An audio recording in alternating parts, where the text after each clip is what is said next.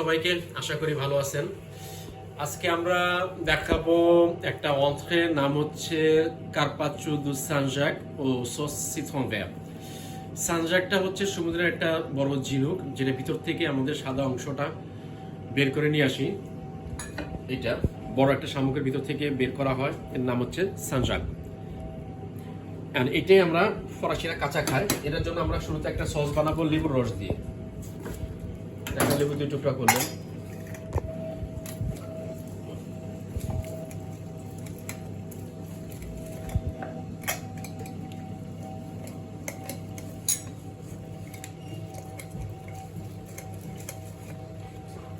একটা লেবুর রস,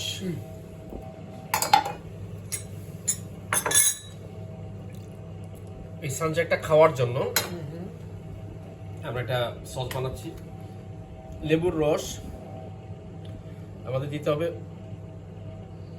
অলিভ,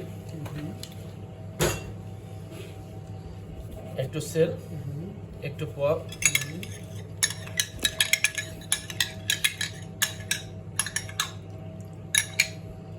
একটা সস হয়ে গেছে, যেটা কার্পাচো সানজাকের জন্য। আচ্ছা, আর আমরা কার্পাচো কেন বলি? কার্পাচো শব্দ অর্থ হচ্ছে যে কোনো জিনিসকে গোল গোল করে কাটাকে বলে কার্পাচো।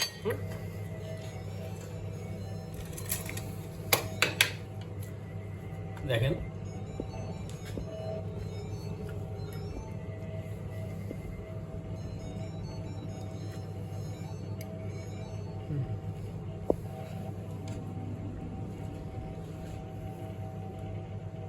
এই যে গোল গোল করে যে কাটতেছি না, এটাকে বলে কার্পাচো। এই জন্য আমরা এটাকে, এটা যদি আমরা মাংস হইতো, মাংস যদি আমরা গোল গোল করে কাটতাম, তখন এটাকে বলতাম কার্পাচো দু বেফ। এটা একটা ফরাসি রেস্টুরেন্টের ডিশ, সামারে খায়। গরুর মাংসটাকে আমরা গোল গোল করে কাটি, কাঁচা গরুর মাংস গোল গোল করে কাটি। গরুর মাংসটাকে আগে ফ্রি ডিপ করলে সে শক্ত হয়, শক্ত হলে আমাদের কাটতে সুবিধা হয়। তো এই গোল গোল করে কাটাকে বলে কার্পাচো দু বেফ, কার্পাচো।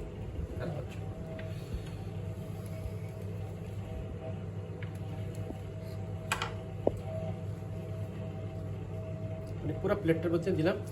আর এটার জন্য আমরা একটা সালাদ বানাইছিলাম, যেটার মধ্যে আছে আপনার সুশিনোয়া, ক্যারট রাপে, কোরিয়ন। এই সসটা দিলাম। এই সসের যে ভিনেগ্রেট, ওর ভিনেগ্রেট ওর জন্য, সালাদ ভিনেগ্রেট ওর জন্য। আর সানজাকের জন্য যে সসটা বানাইছি, এটা হচ্ছে আপনার লেবুর রস, সেল, পোয়াব, অলিভ। এবার তাকে দিলাম।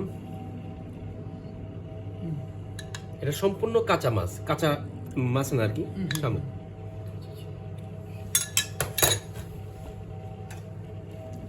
এই একটা অংশ হয়ে গেছে, যার নাম হচ্ছে কার্পাচো দু সানজাক। জি, ধন্যবাদ, ভালো থাকেন।